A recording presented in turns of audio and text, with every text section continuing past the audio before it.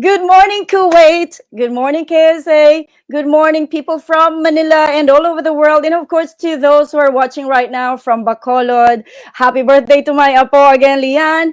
Thank you all and everyone who are here with me. Thank you to everything is a thank you to open up the show. A thank you to FTS Productions for being with me. Thank you to the Maharlikans. Thank you to Besh Janelle.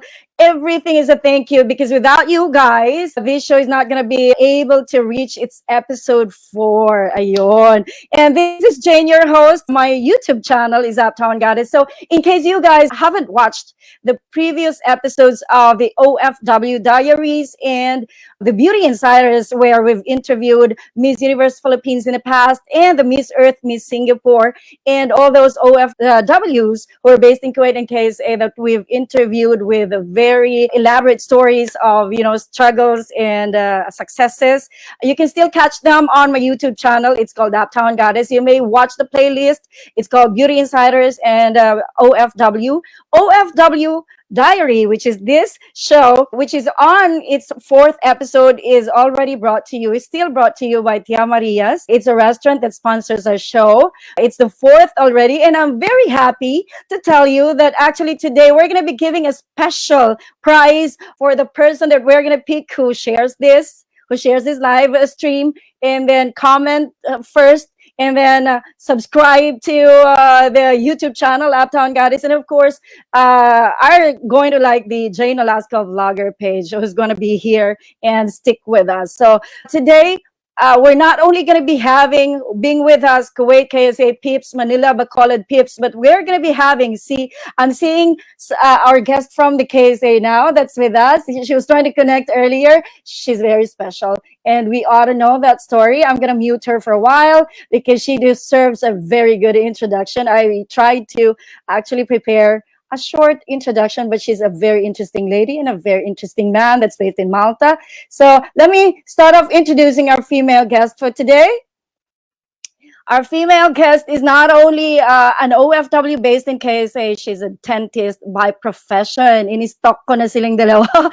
She was Mrs. OFW 2012 candidate. All these pageantries were done in KSA. So it's interesting to know how KSA Pips and Sir Ras of Maharlika is able to do this in KSA. And Tron here in Kuwait with Sir Kiko for the FTS production. The FTS Pips, thank you for being with me.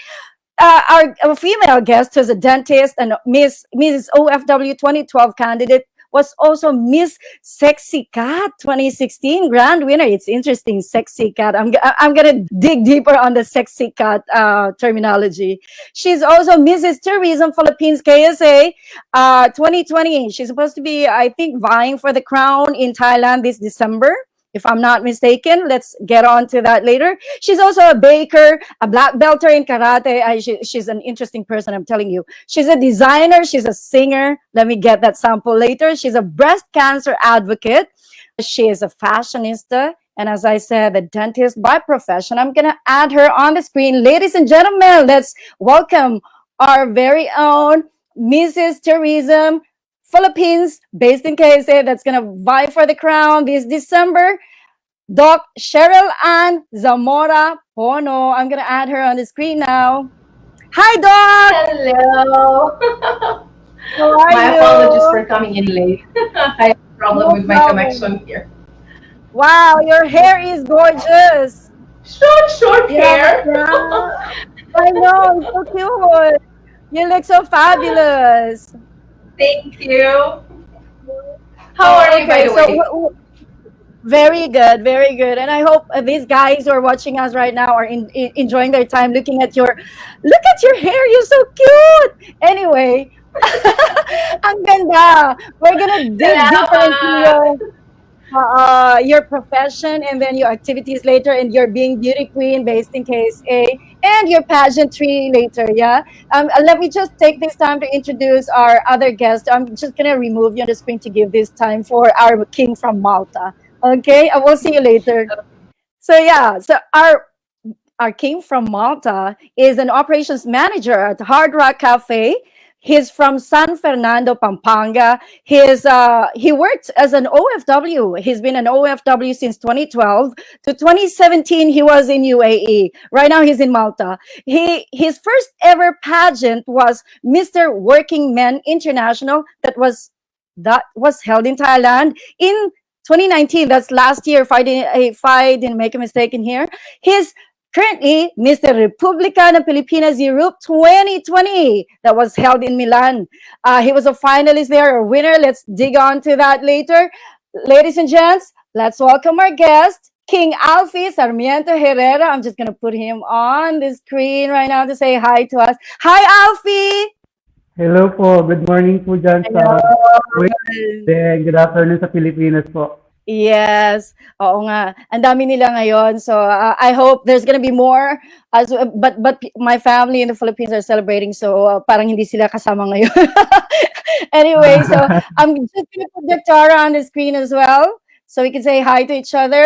I know it's our first time to meet each other, all of us three. Yun. Ay, asan na yung screen ko? To the stream. Yes, there you go. Diba? Hello, We're with Alfie. beautiful people. Ayun. Doc Cheryl. Hello po, Hi, Doc everyone. Ayun. So, okay. Let me start the question, throwing the question to Doctora. Doctora, I know you're a very interesting person. I'm just going to mute Alfie first. You're a very interesting person. You've done so much in your life. Would you mind if we ask you how young you are? Very young. I'm 47 years old. Oh, not so far I'm from 47 me. years old. Oh, okay. But you're a dentist by profession. Did you finish Yeah. your dentistry back in the Philippines? From which school? Tell us something about yourself first. Should I start from the beginning when I was Yeah. conceived? Yes, take your time. Take your time. All right then. My parents are from Ormoc City, Leyte. I think everyone heard about this place because we have Richard Gomez for our mayor this time. Wow. Okay, so Right. then my mom got pregnant with me at a very young age. She was 17 years old, and then I have 6 siblings. I studied at St. Peter's College of Ormoc City. All right. Should I get on? Yeah, sure. We wanted to know more about you because you have an interesting story to tell that everyone would love to hear. Whatever you can share. Whatever you can share. So, growing up, have you thought of like joining the pageant? Were you always like a pretty girl or cutie girl that everyone said, you might be in the pageant one day, or you really look like you're becoming a doctor, like the way you're packaging yourself? No, no, it was so different way back then. I've always wanted to become a teacher, and then eventually I wanted to become a lawyer, but all of this were just like in the past now. Okay, But while how? growing up, Yeah, sure. while growing Go up, I on. was I was just in Ormoc City. I never get to go to places, travel places.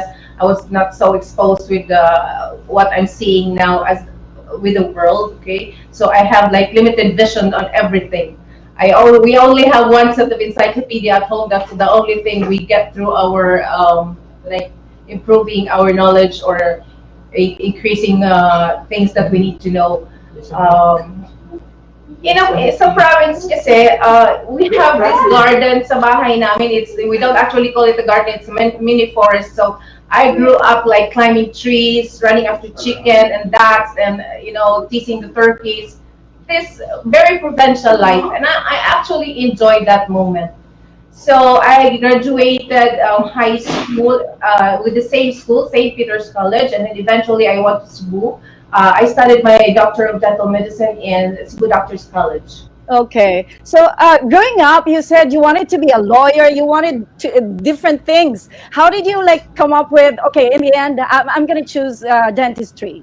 Was there Okay, someone who pushed first, you to be a dentist? yeah, I wanted to become a teacher because I like to talk and I like kids. Yun talaga ang nadivision ko. I'll be dealing with kids. Then, sa high school, we got into this like a competition of like defending a certain topic. And so I won. Our group won, and so my teacher was like telling me that I think you should be a lawyer because you're good at defending things. But my dad, he has a best friend as a dentist, so he suggested that I think you should go through this. And I was like, oh, what is this dentist thing? I know, like, you know what I mean? I was not Yeah. that exposed to this kind of field, so I was like, okay, anyway, he's the one paying for my school, so I'll go with that then. Okay. So I'm gonna ask you some things more later. Let's give this chance for Alfie to tell his young, the history, the story of his life when he was younger, where he went to school. He's from Pampanga. That's all I know.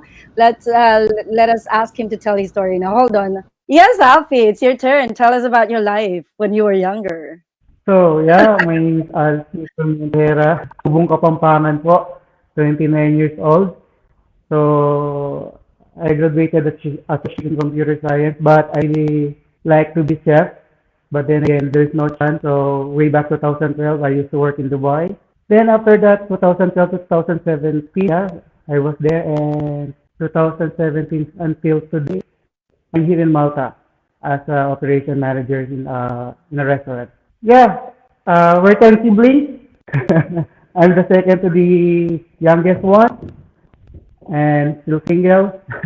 What else I can And I know tell? the story. Actually, that's what I know. You're a short teller, but I'm gonna make it longer for you. I know that there was a very special person in your life that was the reason why, entirely the reason why you went to Dubai, makipagsapalaran as an OFW in 2012, right? Your mom was sick. Yeah. Yes, I stopped my Sad study because story. of my mom. Yeah, that's true, Yeah. that's true. Yeah. I used to study Oh. before, way back 2012. I used to switch my course as a HRM. I just took 1 year after that when my mom diagnosed with diabetes, so she needed a medicine for that one like maintenance. So what I did, Mm. I stopped my study and I found yeah, try my luck to apply in Dubai. Then in God's will, they hired me, and that's it. Up to now, I'm still supporting them, especially my mom for her medicine. Dinig ko nga, you're a very good kid. You know why? Because you went out of the country just to work for your mom's, medicine purposes and all this. But at the same time, you were working when you were in high school, in college, to work your way, to Yes, finish your college. Anong natapos mo po, if you don't mind? 2 years po, 2 years associate in computer science. All right. Yes, during Okay. that study, yes, I was a working student in a fast food chain. Then Oh, I used to work twice when I was in the Philippines. I used to do summer job in our municipality. Then after that, up in the evening, I will work as a service crew to have my financial. yeah, I know how difficult it is. Even me, I was a working student. No, not really working student, but I was working at the same time I was studying. And then, I had so many curricular activities that made it possible for me to finish college. So even I has like a sad story when I was younger. But everything, do you agree that with that, Doctora? Everything that happened in the past actually made you stronger and a mature person you are right now, diba? I guess it goes with everyone. Every time we have an experience, be it good or bad, it always gives us a lesson in Yeah. life. It always tends us to make things better. It changes the way we look at our life. We tend to expand the kind of thinking that we have. It makes us more mature, and then we tend to think about what other people would feel. Mm-hmm. You would, like, alam mo yon, nailalagay mo na ngayon ang sarili mo sa mga taong naka-experience ng ganito. And by that kind of experience, you tend to be more compassionate as a person. You tend to understand more Exactly. the people around you, why they are acting like this. So, hindi Yes, ka na exactly. magiging judgmental na tao. You tend to like, what if that was me who experienced such kind of thing? What should I do? What should I think as a person being around Mm. with these people? Oo, alam mo nga, whenever I feel like I'm in a situation na parang there's someone na parang kawawa or nasasaktan, I always think that that person has someone or has a family that loves them that much to not be able to hurt them. Bakit sila sinasaktan ng ibang tao? Alam mo yun, how could you do that to other people, di ba? Syempre, parang siguro it's a the human it's our yung pagiging tao talaga that's within us na parang kasi siguro galing tayo sa masasakit na mga experiences, mahirap na situations. To arise from those situations, we have to be somebody really strong, and that is who we are now. Ayun, wait lang po. For the second part of our second part na talaga, I just want to mention that Tia Maria is our sponsor. of OFW Diary is having a buffet. It's Friday, so everyone join us at Tia Maria's restaurant located at the back of Old Suxalmia. The menu for today is beef caldereta, pinakbet, papaitan, fried chicken. Their Duterte chicken is the best. So yun, head on out to Tia Maria's kitchen. Ando si Miss Helen. At sa mga unang and to those who have shared this live the most will get one free meal at Tia Maria's restaurant. Ayun, I hope si Doctora and Alfie could join us there. Kaya nga parang nagugutom ako bigla sa mga binanggit mo. Free meal for today. You get that. When you go to Tia Maria's, you look for Miss Helen and say that you're a winner. We're gonna announce the winner later. A winner of OFW Diary, sharer and follower of the page. Okay, so let's get back, Doctora, to your story. I know that you're an advocate, and it's why you're here. It's because it's very timely. October is a breast cancer awareness month. So I was supposed to wear pink, parang hindi inaalaw ng background ko.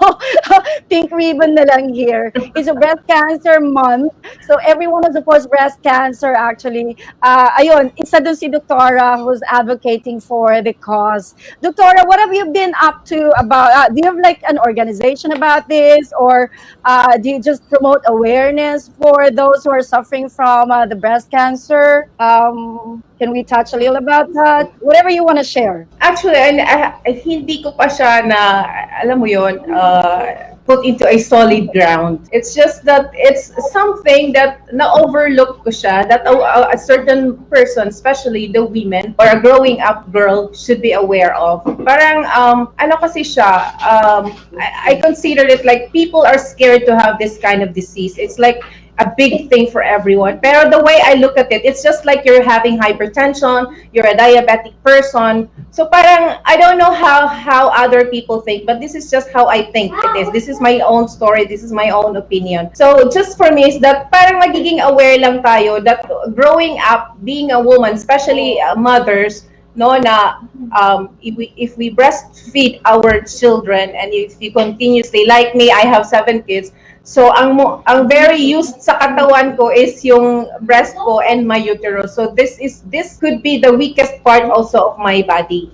Kasi in extreme use siya sa buhay ko eh. Okay? So even nga those who are not even exposed to such kind of experience will get to have this disease. So parang naano ko siya na in my own little way, I can like educate people in a way na hindi ka napipressure na i-learn mo siya. Alam mo yon, parang part lang siya ng buhay mo, naintindihin mo siya. It may reach out to people and parang magiging ano sa kanila na why not try to go on a checkup. Mm-hmm. And Doctora, how often should a lady or should ladies go and check with the doctor about things like this? You should go on a checkup every 6 months because a certain kind of lump that started to grow on your breast can just expand in such a surprising way, in a very invasive, surprising way. As in, matakot ka na lang bigla na, oh, why? It's kind of this big now. Mm-hmm. And the only thing is that kung may mga insurance tayo, gamitin natin, magpa-check up tayo, we feel or we don't feel anything, I think we should make use of that to take care of ourselves.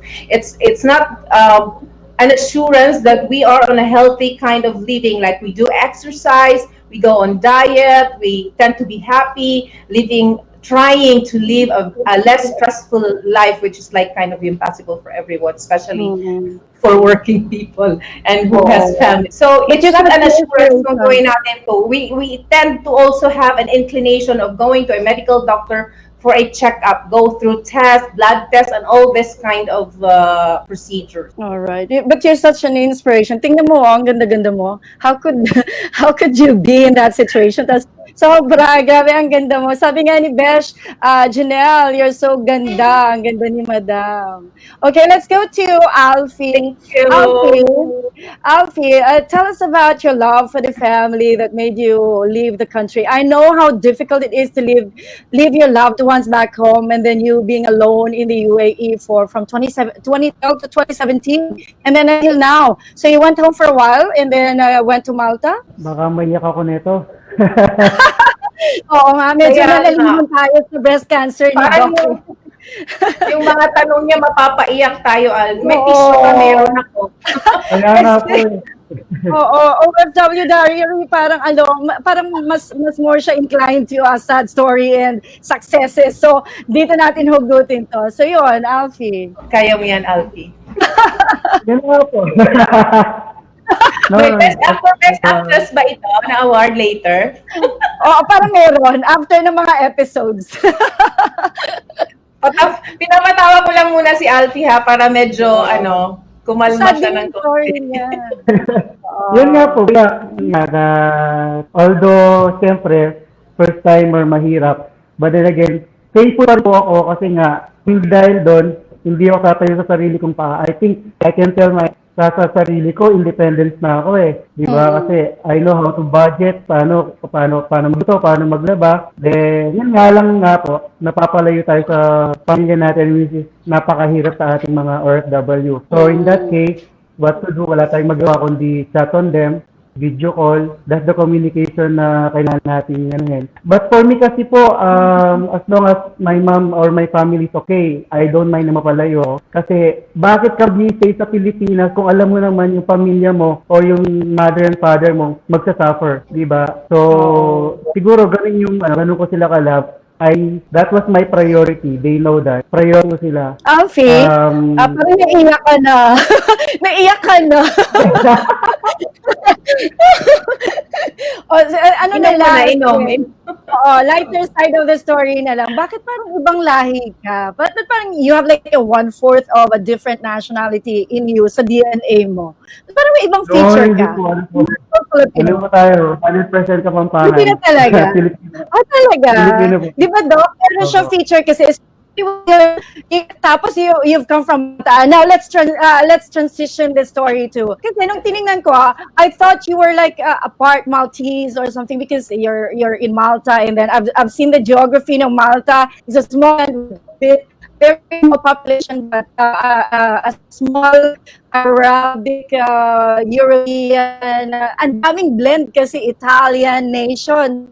So paano, sabi ko, baka meron kang ibang lahi in you sa DNA mo. Ayun, nasan ba ang Malta? Nasa ano po sa malit na alam so pag makikita mo yung mapa lang yan eh. Pero ito po siyang Mediterranean country na malapit sa Sicily. Pero country siya, hindi siya island pero part na siya ng European Union. So maliit ang population nila dito, I think not more than 500,000. Then yung salita po nila dito is same Arabic pero different lang po siya sa pronunciation kasi malapit siya sa Libya at saka sa Tunisia. Tunisia is on your southern part of Malta is Italy. Tapos the other side is Tunisia and the other side is Libya. So parang meron kang French because Tunisia is French and Arabic and English at the same time. Very small ang English. So yun. Also siguro nga but you're a state on its own or a nation. So, Malta. So, kumata ako, di ba, Doc, there are a breed of dogs that's Maltese. Saan ba galing yun? Sabi ko, Maltese. Ay, parang dog. Marami ba yung nag-dog yan? Naisip ko din, hindi ba gano'n? Kasi sabi ko, what do you call people from Malta? Maltan? Maltese? Tapos naisip ko, ay, shit, dog. Sorry. Totoo po. Marami? Talaga? Nag-breed talaga sila? Opo. Talaga. Ayun na, guys. If you're watching my travel vlogs, that's anywhere in Europe and the US. If you want trivia, kasi I love interviews like this because you get to stalk. Like I stalked Dora a bit. But alam ko kasi Doc is a storyteller herself, so she can tell the story. In-stalk ko muna si Alfie because I've come to know Alfie is gonna guest since last week. So yun, I love learning things about a country kasi ang sarap mag-travel, di ba? When there's no pandemic anymore, we could get back to traveling. So guys, to watch all my Uptown Goddess, andun lang, marami kayong matututunan on every travel vlog I have. May mga trivia akong binibigay sa inyo. So yun. So let's get back to, si Alfie, lighten na tayo ha, may Maltese na tayong breed dyan. let's go let's go to what actually we are supposed to talk to, which is yung pageantry experience ninyo. I know, Doc, when did you start actually pageantry, or when did you start joining the pageants? Kasi busy ka as a person. I've seen your pictures, kakarate ka, black belter ka, you're a designer, you're a singer. Gusto ko White belter lang po. tapos White baker belter pa din. lang. O, diba? Ano pang kulang? No, I think it's because okay, I had one experience when I was young. I think I was in high school, but it was not like it was just in a community. Actually, it was in a church. Yung mga we have just we call young women sa the Church of Jesus Christ of Latter-day Saints. So it was just kind of an experience para lang yung mga babae is magkaroon ng extra confidence. Siguro, I think I cannot really remember the details of that experience. And then yun lang yun. While I was growing up, I was like, I don't feel like I am beautiful. I am confident. I feel like kasi na-expose ako while growing up sa folk dancing lang. I was not into this beauty pageant. Oo, naririnig ko lang siya, Miss Universe. Yun na ang alam ko, Miss Universe while growing up. Pero wala akong, wala akong inclination. Parang it never came up to my mind na gusto kong mag-beauty queen. Nang parang ganun. Kasi nga, growing up, I feel like I'm not beautiful. Hindi ako kasali sa mga grupo-grupo ng mga kabatch ko, sa mga activities ng mga, alam mo yun, mga sikat sa school. I think we all have the same kind of experience na meron talagang nagsusurface ng mga kind of people sa batch natin. So, I got married and I came here, and then what was the first exposure I had? I think I was into a group of people, mga photographers sila, and then they a certain organization, they have this Mrs. OFW 2012. And so they were like, OFW, yung mga may asawa pwedeng sumali. I was kind of, pwede kaya ako sumali, mataba ako, pandak ako. Alam mo yun? Kasi yun nila. I was not an ideal beauty queen thing sa height and kasi medyo chubby ako. Tapos, sabi naman nila, anyone can join as long as you are a Mrs. So, sumali ako. And then, I did not got any title from that. I only had Miss Congeniality and Best in Festival Wear. And then, 2016, that was Miss Siksikat. Ito naman yung medyo mga chubby na nga. Parang I feel like, okay, I can join this time with confidence kasi pang ko na siya, pang category ko na siya, di ba? So nag-join ako and I got the title and I had like 3 awards, I guess. Best in Talent, Darling of the Crowd, Miss Photogenic, and the title itself. Wow. Ang daming awards. Hakot minor awards pala to. Tsaka major. Pinaghalo. Pero alam mo yun, kasi I think the experience was preparing you to be a big queen. Hindi mo nakaram ikaw, diba?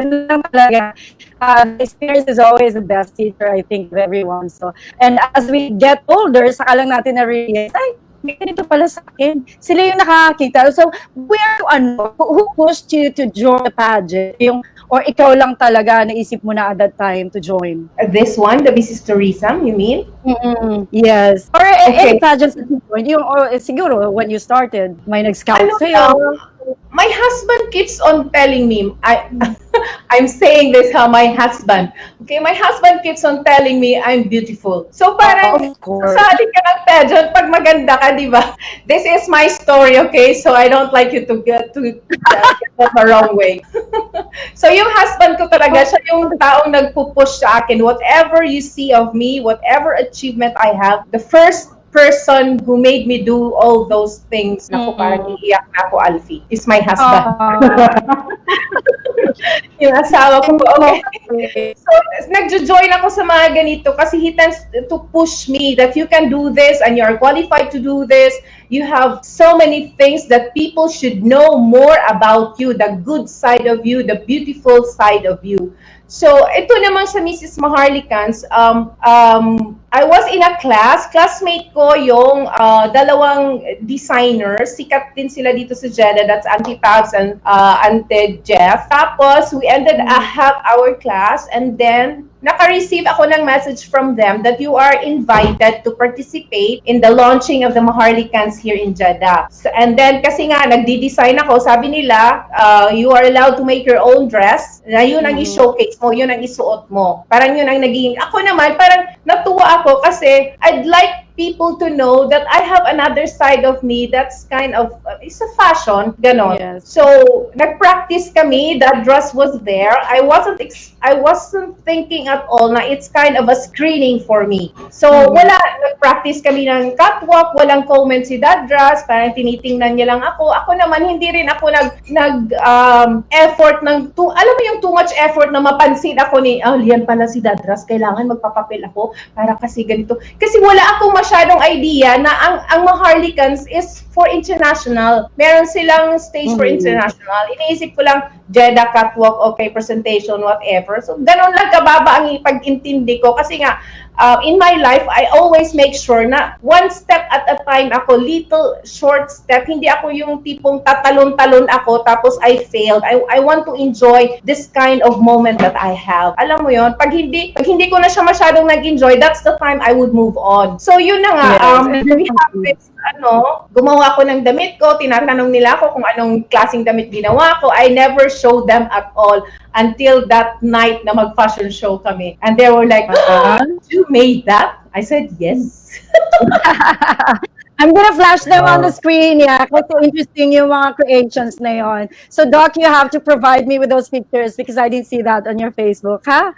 Kasi ipo-provide ko yan sa YouTube. So, yun na nga, after the fashion show, a few days after, I received a message and a call from that dress himself, and he offered me this, Mrs. Teresa. Ako naman, syempre, it's an opportunity for me. Why would I say no? And it's coming from the president who is like, he knows the standard. He knows where I can qualify for a competition. I think that dress would not take risk of offering this to me, and he doesn't see anything that will make me like an X factor.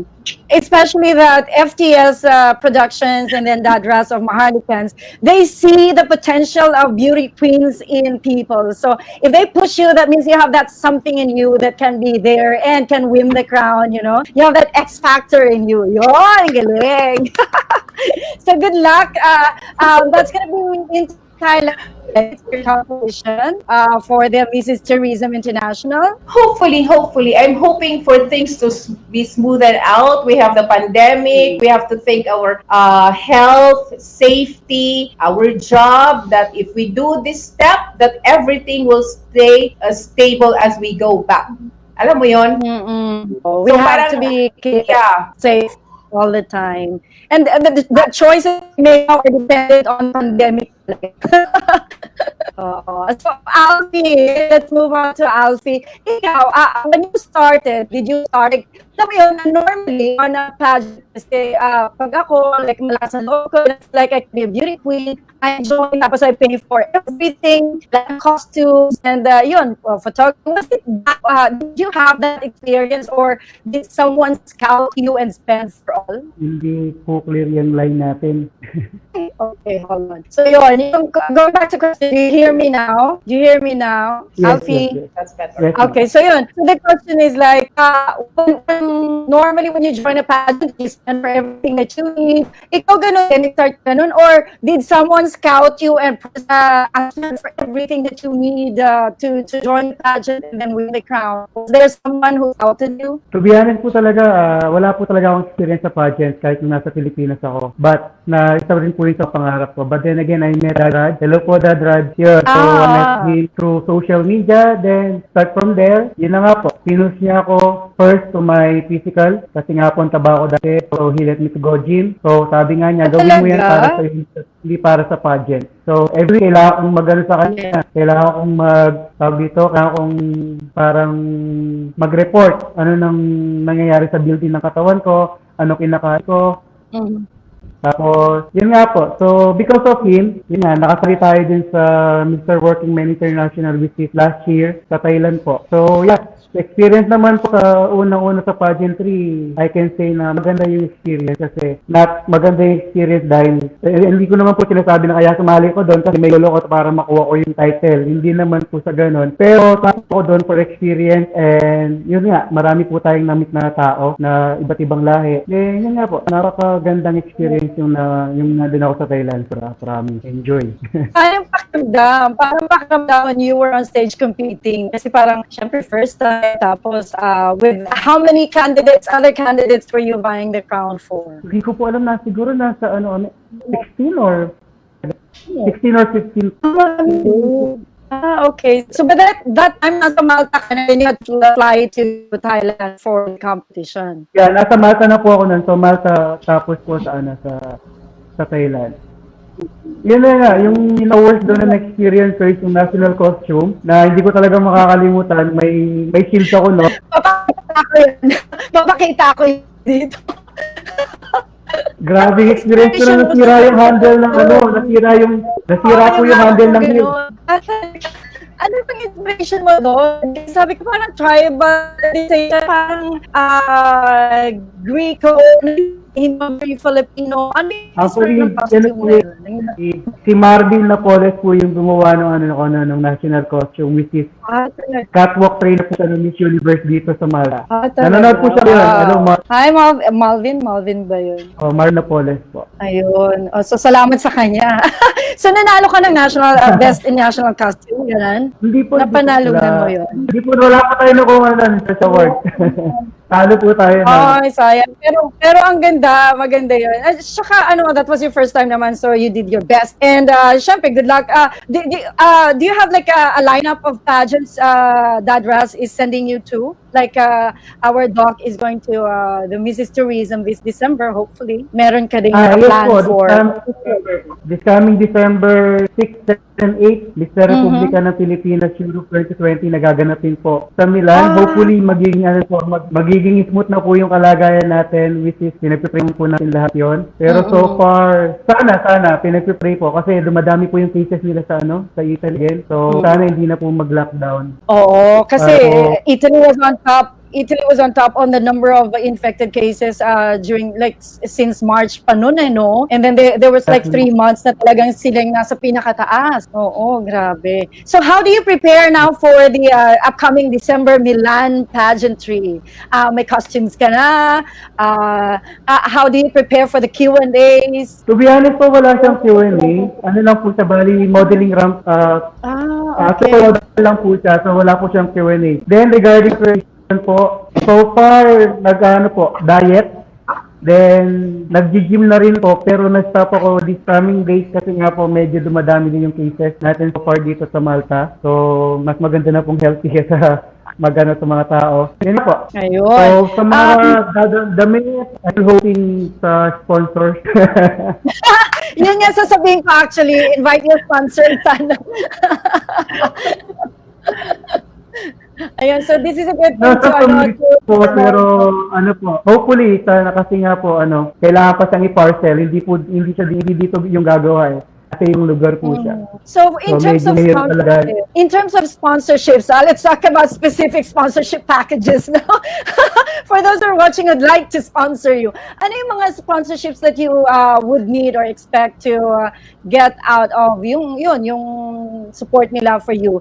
Is it into hotels, your flying tickets, for example, your costumes? Ano to specifically? Yun nga po, siguro yung sa suit, formal suit. Tapos may sponsor na rin po kasi ako sa yung skin solution sa facial and hair pa po dito sa Malta.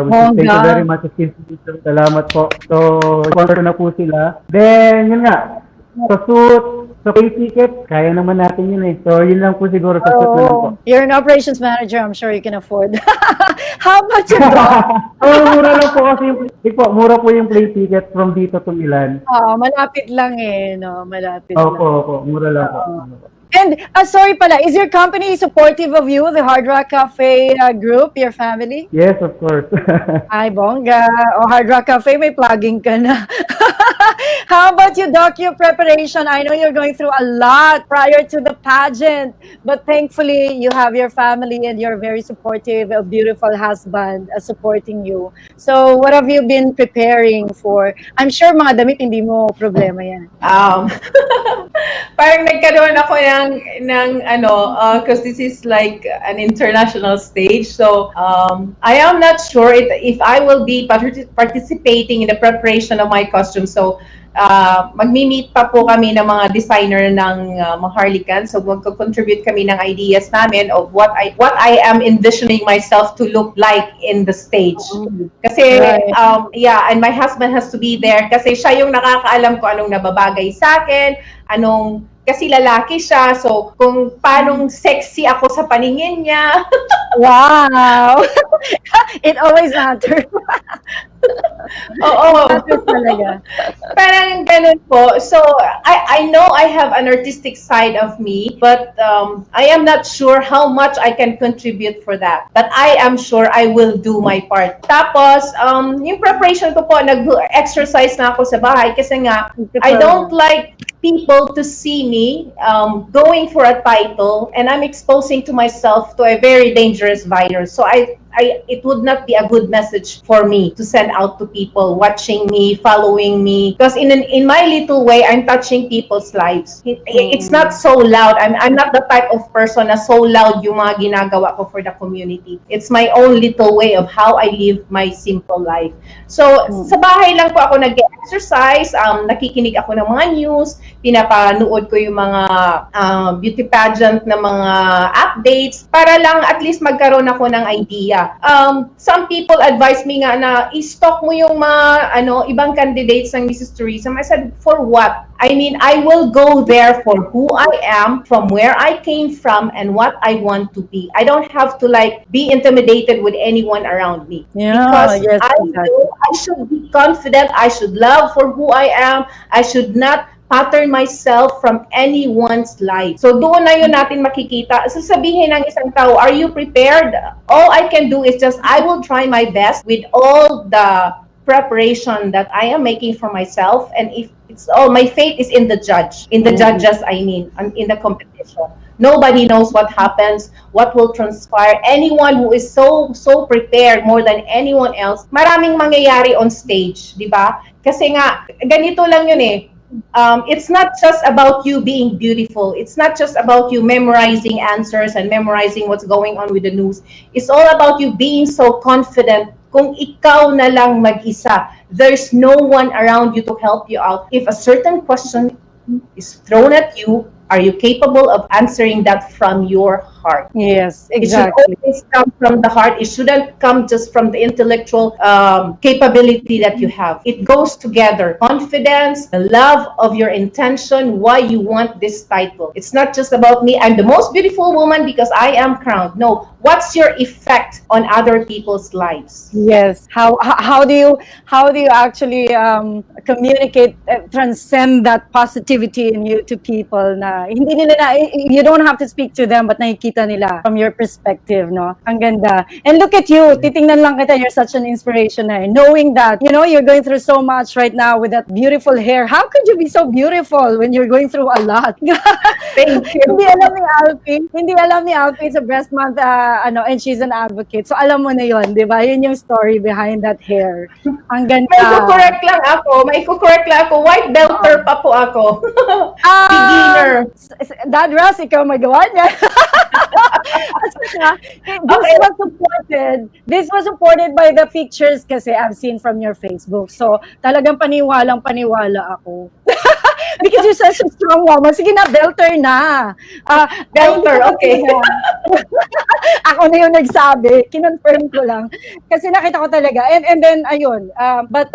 Behind that, behind that struggling person in you, talagang mas nakikita yung positivity that you are surviving all this, whatever storm that you're facing right now. So, sobrang inspiration ka talaga sa amin. So, what can you tell, before I move to Alfie, what can you tell yung mga taong who are well and healthy and are, thinking, alam mo kasi sa pandemya na to, there's a lot that has decided to end their own lives. Alam mo yon, diba? And they're not even like you, who's going through a lot this time. What can you tell them? Ang hirap i-explain, basta yun. What can you tell them to inspire them to continue living and even join pageantry pag trip yung mag-join? Ayun.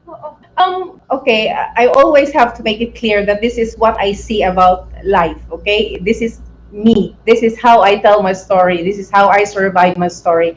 I'm not like telling you to do what I'm doing. But if you see that it works with me, then try doing it. Ano lang po kasi, I love myself. Yun yung umpisa. I love myself. Be selfless and be selfish at times. So, kailangan, like, kagaya ko, nagiging public figure na ako ngayon sa family, sa Filipino community because of what I'm into. Nasumali na ako, nagiging active ako sa some of the activities in the Filipino community. But there has to be a limit with this, okay? You always have to take break from this extracurricular activities and try to rest. Take a moment for yourself. Evaluate yourself. Are you happy with what you are doing? Are you happy when you are alone? If you are not, then try to think of things that will make you happy. Like, mahilig pala akong magsulat ng poem. So why not try to compose? If you feel bad, you can compose a poem. If you feel like life is wala akong trabaho, wala akong kinikita, go through your stack of food. Mag-YouTube ka with this kind of ingredients. What can I come out from this? And maybe I can start selling this. Ang daming ang okay, this is from my own point of view. Ang daming nagrereklamo, mamamatay na kami, wala kaming kinakain, the government is not providing anything for us. Ang daming very basic things lang that we can do to survive. Like yung mango seed. Lagi ko tong inaano kasi mango seed is easy. So easy to grow. In just few days, you can eat na. And then, hindi mo pwedeng sasabihin na walang lupa. Pwede ka naman manghingi ng lupa sa kapitbahay. Ilagay mo, with going through recycle, manghihingi ka ng mga how do you call this? Empty cans, nasa basurahan. Hugasan mo lang, manghihingi ka ng lupa. Ilagay mo yung mga seeds doon, it can grow. Then you can survive. Or if you feel like sintonado yung boses ko, pero mahilig akong kumanta, may YouTube po, pwede tayong mag-aral. Parang ako, hindi naman ako magaling kumanta. Pinipilit ko, gumaling akong kumanta. Panay ang kanta ko. Parang gano'n lang yun. You inspire people by focus more about yourself. Yes. You get and inspired try not to compare. Yes, totoo. You be yourself, whatever you're inclined to do, just do it. Syempre, may improvement naman. Every craft that you go into or you practice, the more, you appear better than that after several practices. So, ganun lang yun. So focus on the more, the things that you can learn from this whole struggles in life. Kagaya ni Doctora, very positive ang outlook. Tingnan mo siya. She's suffering, but yeah, we don't get to see that because she's always smiling and she has this fabulous, glamorous, design. I don't know, you're very fashionable. So yun. Alfie, ikaw, because you came from a background yun nga. So how can you be an inspiration to people like right now in the pandemic, and dami nga who tends to end their lives, and dami talaga. How can you inspire them to continue living and struggle? And the struggle is just a part of living of every person's life. How to combat that, to make it a positive thing and grow from that. Ano yung masasabi mo sa kanila to inspire them? Ako naman po siguro ang masasabi ko naman sa kanila, sa mga which is yung number one, si God, huwag na kalimutan yan, which is napaka-powerful ng prayer natin. But then again, hindi naman gagana yung prayer natin kung tayo mismo na tao, hindi tayo gagawa ng aksyon. Di ba? Yes, so sinasabi nga natin, para reklamo ka, walang ganito, walang ganyan. May ginawa ka bang way para maibsan mo yung na reklamo? At the same time po, sa pandemic na to, wag po tayong maging selfish. So kung sino man po yung mga taong may kaya dyan, just share your blessings, guys. Sinasabi ko to, hindi na ako kahit ako walang-wala po, but I'm trying to help people, which is hindi alam ng pamilya ko na may organization kami sa Pilipinas na tutulong sa mga taong walang kaya. Mm-hmm. So, do you want to share which organization? Yung Kapampangan ko pag marabul ko. Okay. Yung Kapampangan ko pag marabul sa non-government organization na isa po akong admin doon. Then, yes, ina-encourage namin yung mga tao na tumulong sa ibang kapwa, mga tao na nangangailangan, lalo na sa mga medisina, sa mga bata, or anything else na kailangan namin. Tapos, ako din po kasi yung tao na hindi naman po sa nagmamayabang na once na mara ako sa FB, na-scroll ko sa FB, na talagang kawawa yung isang tao. Walang magsisend ako ng message sa kanya na please, ganito, paano ko makakatulong kahit paano. So, ganun lang po. Sana sa mga tao na which is, wag po selfish sa ngayong araw ng pandemic. Lalo tayong kailangan ng mga tao. Maraming tao nangangailangan sa atin. So, yeah, it's true guys, sabi nga. So, paano naman to inspire them sa kasi napag-uusapan natin, no, in this pandemic, bakit natin kailangan ng pageantry? And sabi ko sa akin, personally, that's a means of like my source of entertainment, 'di ba? Kaya ang saya kaya makita na ay may mga taong magaganda nasa stage and nai-entertain ako sa ganun. So what can you say about yun nga, yung parang may mga negativity kayo say that surrounds the pageantry this time, like the Miss World has been canceled because of that, international. So yung nagpo-push through lang talaga is I think Miss Universe, because the Miss Universe Philippines is happening, Miss Earth, ayun kasi nga sila for a cause, 'di ba? Beauty is for a cause. So what can you say to people na yung parang nasa negative side of perceiving pageantry in times of pandemic? Anong silbi ng pageantry this time? Me? Oo, sige Doc, you're ready. Okay, sige. With the pandemic around, no, so alam naman natin, no one can tell when this will have to end. There's no vaccine, and it's still not safe to go around. Huwag tayong masyadong kampante pag medyo hindi na nag-lockdown, niluwagan na lahat. The virus is around us, okay? But just this, if we keep on hiding, what will happen to us? Diba? Parang lagi na nga nating naririnig, this is new normal. So this is our life now. So we have to move on. We have to continue what we are doing. But just then, you have to keep yourself safe. So the pageantry, nagpupush through siya, pero they come out with what? Virtual pageantry. What in places like Thailand, because they don't have cases that much na, I mean, they can go out safely, kaya sila nagganon. So it's a case-to-case basis. So we shouldn't be so judgmental. Why these people are pursuing this pageantry? So okay, given pageantry also, it's not just about the beauty of a person on stage. It's about their effect on other people's lives. Okay, so each of these candidates na numarampa doon, they have their own story, and this story is exposed to the public. So I think people can take courage and inspiration from those stories na given this certain person has gone through a very rough time in her life or his life, but just then he came out like this. So parang, oh, my problem is not that big compared to this person, but look at him now, look at her now. So parang ganun po ang tingin ko. I think the organization will not expose the candidates if it's not really good for us to go out there. Right. Parang andyan na yung mga schedule natin na mangyayari ito sa ganitong place, but it all depends. Malayo pa naman po, nagpe-prepare pa lang po kami lahat. So if everyone will be like making the announcement that it's safe, then we can pursue. There are so many ways to... Sorry, yeah. Okay po. How about you, Alfie? I'm sorry, was that cut off? Yes po, ma'am. Yeah. So how do you take that negativity, or what does this pageant do for during this pandemic? Bakit may pageantry during this time? Yun na nga po, yung sabi nga, it's part of the entertainment. Tapos, siguro yung may pageantry din, dapat kasi nga, kung nakakatulong po siya mga taong nawala ng trabaho, like makeup artist, di ba? Sa pageantry na to, ay, totoo. Maraming walang trabaho dahil dyan sa yung mga makeup artists, yung mga nagugupit or mga organizers. So, that's their way para lang kumita ng extra income, di ba? At hindi naman po nila gagawin itong pageantry na to nang wala, hindi sila pa rules. Yes, we are in the COVID right now. Pero hindi naman po sila magpo-pursue at hindi nila gagawin yung pageantry na to, hindi nila alam yung kaligtasan ng mga sasali. So, yun nga po, yung inaano ko lang, pageantry, entertainment, aside from that one, they are helping others to earn money, like may party na sinasabi ko nga po, di ba? Oh, tsaka kayo kasi, you go to a pageant, you're advocating on something na para sa particular group or a cause na sinusupport nyo. So that's one big help for you actually to promote that on the stage, di ba? And it's so good.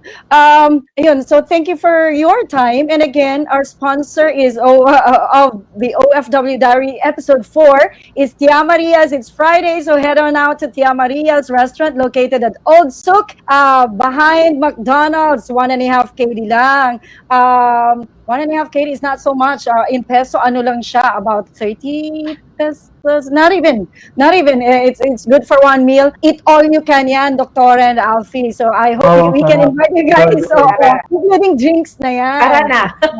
Tara na. Oo. So Tara na yun, po. let's get to know you a bit more by your naughty side siguro. Hindi naman. Actually, hindi mga naughty kasi seryoso tayo ngayon.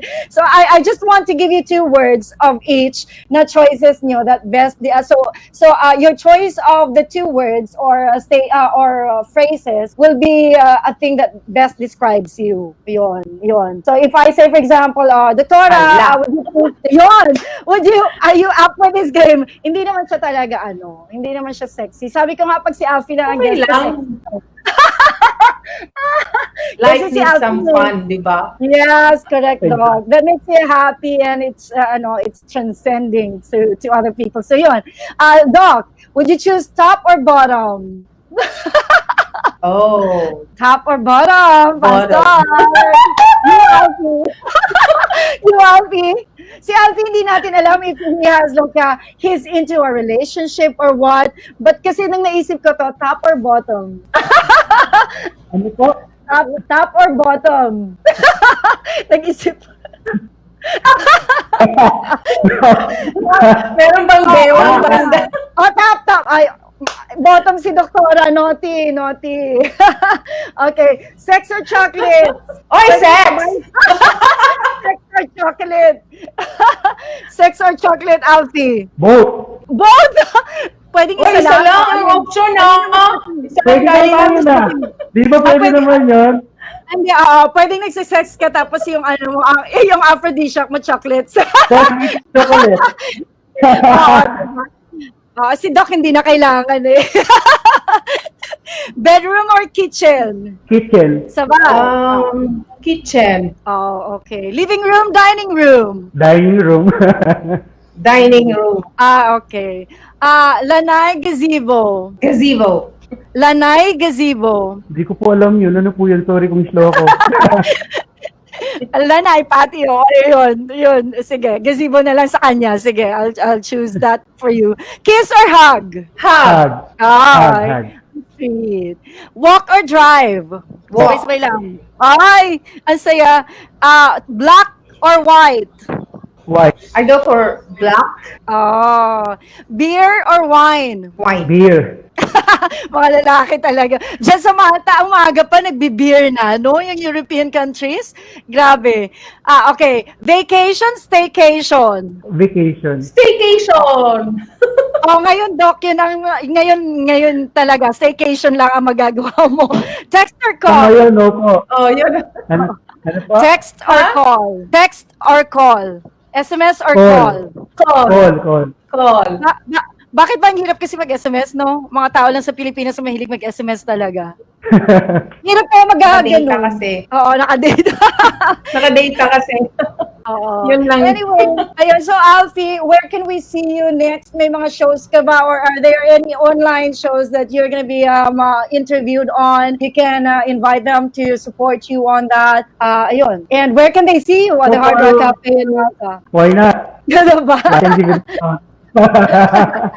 Hey, so far wala pa naman po. But yes, nagbebenta po kami ng raffle tickets para sa natin sa event natin ng December 6, 7, and 8. Yes, ang gaganapin sa Milan. Ang ganda ng venue. And ano lang po, kung gusto po nilang bumili kung yung mga kaibigan kong nasa Milan, just PM me. Kasi nga po may entrance yung natin doon, yung lugar natin na gagawin. May free drinks and food na rin po yun for just 20 euro. Yeah.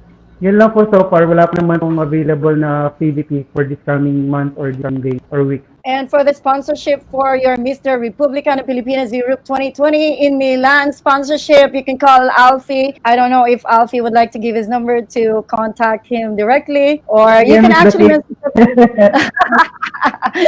meron naman siyang Facebook, so you can actually DM him, diba? How about you, Doc? No, I'm staying at home. And I'm staying at home with my family. I just have to be safe kasi I think naman siguro in all countries hindi talaga nila na-monitor the number of persons infected, okay? Some people may have died without the government knowing it. So just to be on the safe side, I want to be an example to people that I have to stay at home I don't have to go out when it's not necessary. Yun lang po ang magiging message ko for everyone. Always prioritize yourself, okay? Kasi kahit sabihin po natin, as I have said before, regardless if you have the insurance, regardless if you are capable of paying everything, if our life is at risk, no one can tell what will happen to you. No one. The doctor is not in control of what's going to happen to you kahit nandyan lahat ng gamot. So, I prefer po to be on the safe side. I have to keep my family safe at all times as much as I can. Right. Okay. Thank you so much, Alfie and Doc Cheryl, for your time. Again, Alfie Sarmiento Herrera from San Fernando, Pampanga, who's now an operations manager in Hard Rock Cafe. If we're anytime, me and Doc are gonna be in Malta, we'll see you for sure. It's nice to meet friends from all over the world. Ayun. We are gonna let you know pag time na to travel again. I think Malta is an interesting country. And Doc, thank you so much. We hope that you get well too soon. And look at that, you're beautiful. So of course you are gonna be so soon. Just keep taking care of yourself, you both. And thank you for your time. Thank you for joining us here on OFW Diary episode 4. Bye. So thank you guys all over the world. Thank you everyone. Ayun. Janelle, I love you, Mama and Papa. Hi. How about you, Alfie? For your family? Hello po. Team Special Child. Ayun. Happy Mansari. Ang sweet. Grupo namin yun. Yung organic okay. Happy anniversary. All my love to my husband. Right. Thank you for everything, sweetie. Salamat. Marbs Napoles, thank you. Janelle, Alan, thank you. Erwin Monge, thank you from Kuwait. This is Dad Ross, thank you. I am Jeffy Kayabiab, thank you. Daniel Mendoza, thank you for joining. Annabelle Herrera Rosana, thank you for joining. Tron Hichanova of FTS International, Production International, thank you so much. April Natividad Villaruz, Bianca Gonzalez. Is this a Bianca Gonzalez I know? The star? Bianca Gonzalez? Thank you so much. Rowena Ponsalan, Kabua. Yun. Good luck daw sa inyong dalawa. We love you, Sir Alfie Sarmiento. Si Doc kanina pa sobrang dami ng Ayun. Thank you so much again for joining us. Join us again next week on Friday for the OFW Diary Episode 5 with Tia Maria's Restaurant as our sponsor. Bye! Thank you so much. Thank you, everyone. Enjoy your life and be safe. Thank you.